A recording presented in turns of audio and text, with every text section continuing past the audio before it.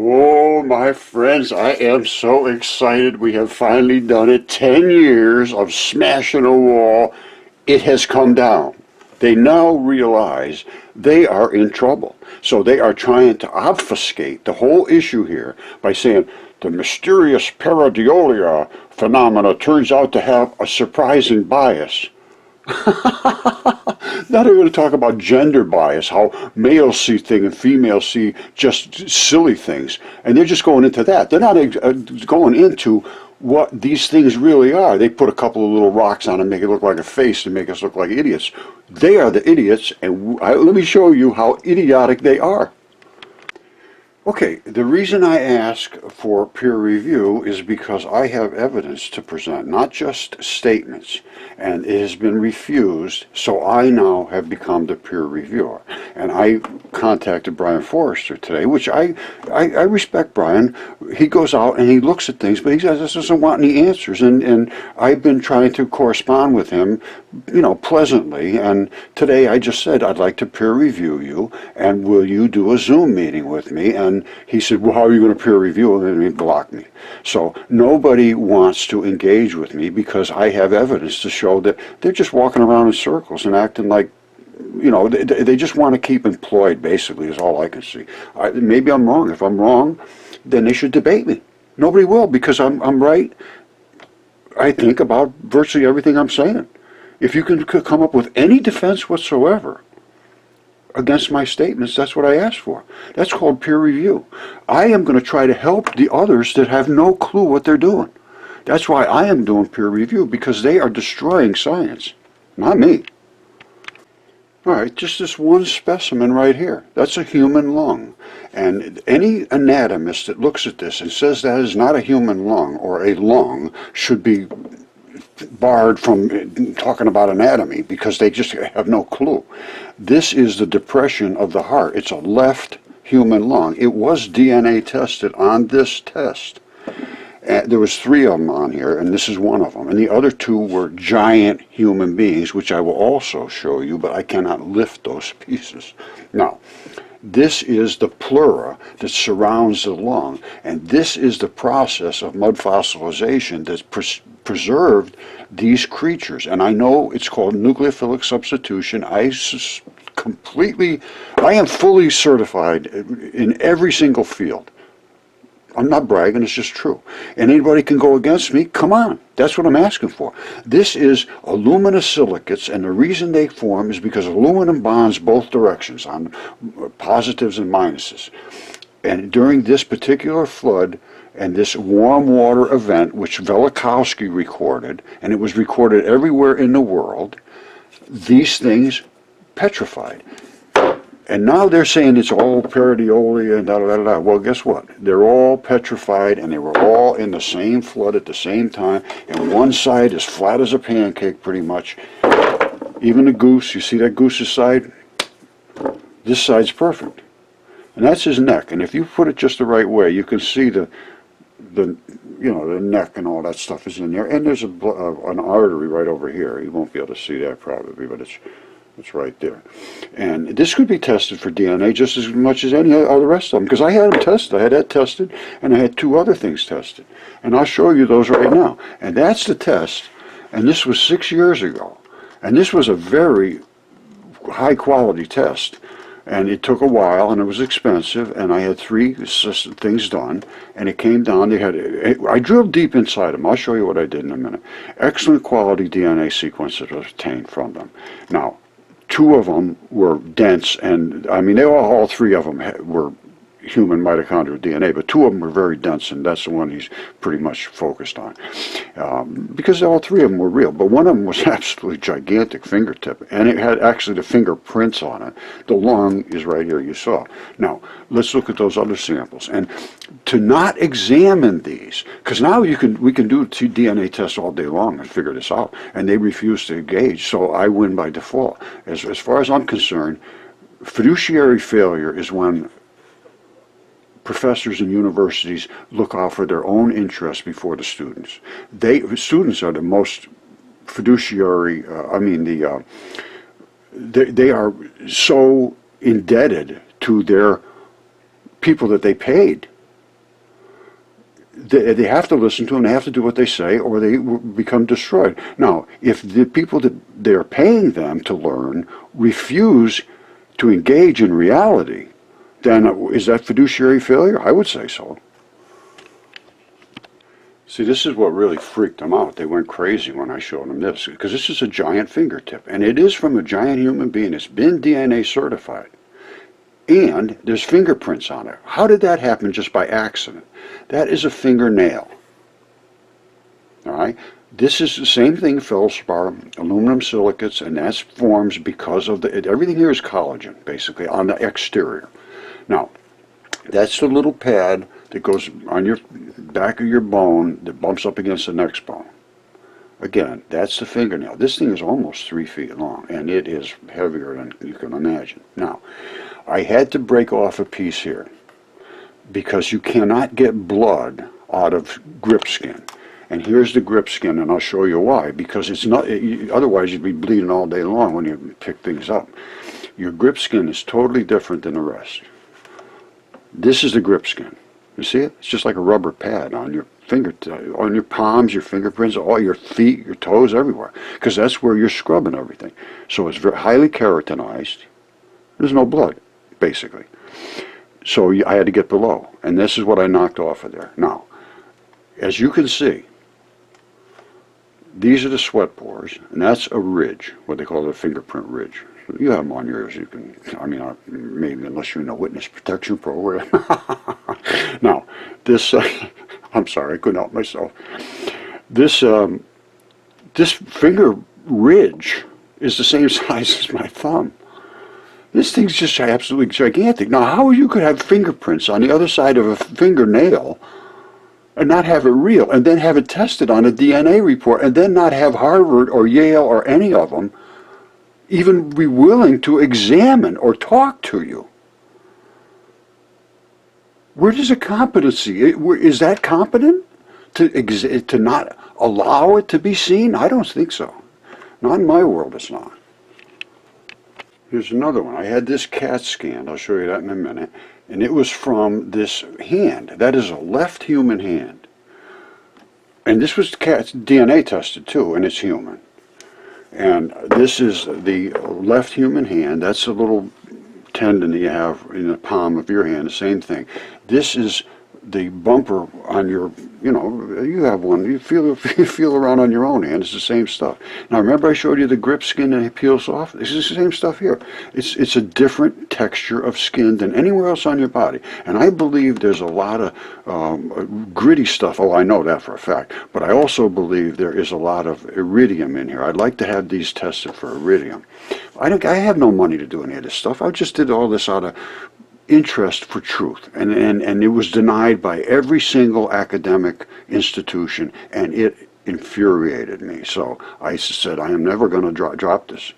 And the 10 years of being, you know, a little bit upset is not healthy. But I think we're getting to the end of this. I hope.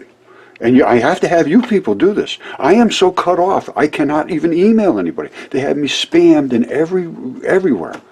So I need somebody to attach these things and confront all of the professors and academics. Talk to your teachers. Say, why won't you people look at this?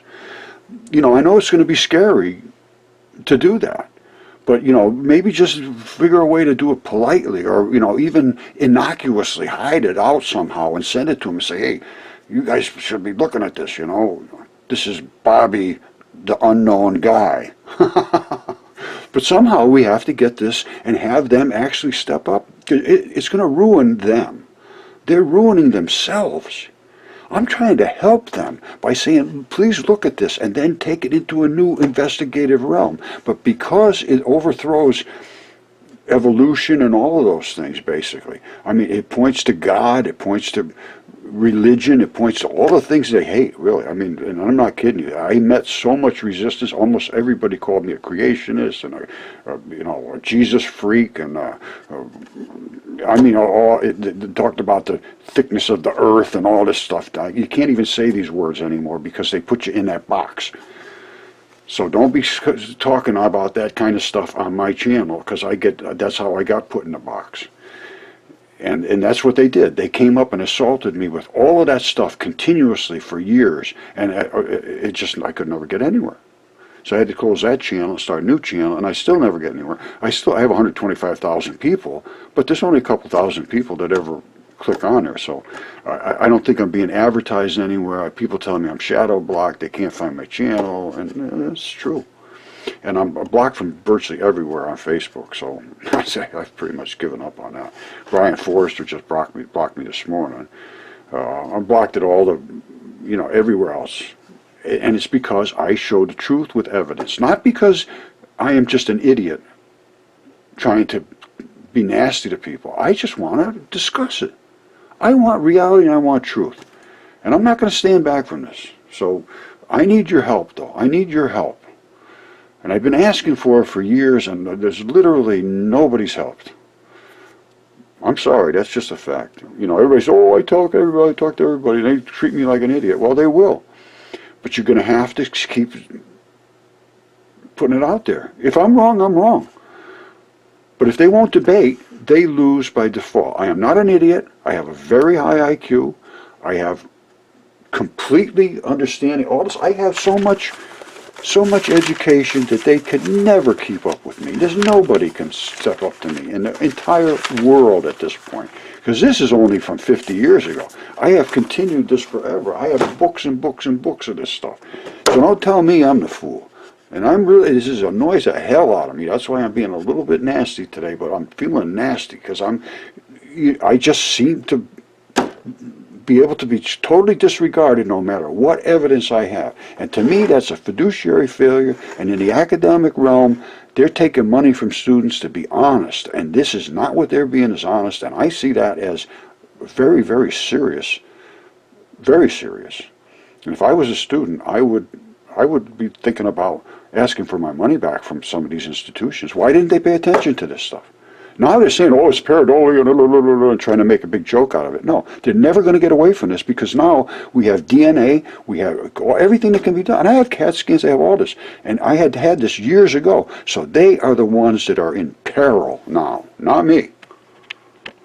Okay, my friends, I suggest we all email them, because they still think this, oh, it's just ridiculous, we're ridiculous people. It says, regardless of the origin of the male bias for face paradiolia, which is not paradiolia, you're looking at them, some of them are male, some of them are female. I have both, and I have both sexes. I can show you sex parts from both of them that are fossilized, and they're big too, because I have giants as well here, and they are DNA tested, and I'll show you the body parts from them. Its existence raises interesting questions about how social norms may interact with visual perception. I can tell you what social norms are. You do what you're told, or you will go back to the fields and work as a slave, because you are a slave of academia. Now, we need to email these people and straighten them out. This research has been published in the PNAS. Well, what is the PNAS? All right? Proceedings of the National Academy of Sciences. Well, let's see if we can do something about that. All right, I am doing a series right now on Velikovsky, because he wrote all of the things that were recorded about the arrival of the waters, the flood. And it following the 7 days when the world appeared to be ablaze in the radiance of 1,000 suns, the deluge started. These were stories that were written in every culture, not just one. And what happened was this gigantic, it appears to be Venus, was coming towards Earth, glowing like brilliantly, and it literally combusted the atmosphere of the Earth and wrenched the Earth because of the impact of the atmospheres, and caused this gigantic flood. And the Hindu accounts, vast clouds gathered, overshadowing the entire earth, the ominous clouds rumbling, shooting lightning overspread the skies, and it goes on and on and on. Now, at the end of the flood, well, I don't know if it's in this part, but it talks about the earth being literally boiled. The waters were boiled. And the waters gushed up from under the earth, and all the volcanoes on Earth erupted. You got to stop up and watch the series on Velikovsky, or read his books. He's got like 4 books. And he was crushed by academia, same as me, same as everybody that's tried to come up with anything that has a substance behind it. But he didn't have actual things like I have. He didn't have bones and things that had turned to stone that they can't accept. He didn't have his good friend Caesar like I have, the goose. See, there's his feather pattern right there, Caesar Augustus. Now, this is all reality that has been just laughed at, and we ain't gonna laugh no more. Okay, my friends, everybody's asked how they can help. Well, here's how you can help. They are making these claims that we're just kind of crazy people. So, what, and all they're saying is, they're just making it so that we seem just insane. Now, what do they say down here? Whoops. They say this. They're talking about, well, it's gender related. You can see Swiss cheese sandwiches and see this and that in them and all that crazy stuff. Now, what they're saying, the team are looking for more examples of face paradiolia, and they can be emailed here. I have hundreds of them. The research has been published in PNAS. Now, the email, all you got to do is click there. Now, don't forget, this is the site. I'll put a link to it. I'll put this link on the top to this page. And then you can come down here, and I want you to email them and say, why won't you look at Roger's work?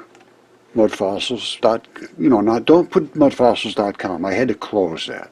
I still have an email there. But this is supposed to be the big shot place, PNAS. What is that? What's PNAS? Well, here it is right here. Proceedings of the National Academy of Sciences of the United States of America. These are the big shots, and they're making fun of us. Face paradiola, phenomenon, despite our fluency in reading human faces, and they go on to just make fun of us. So let's turn it around.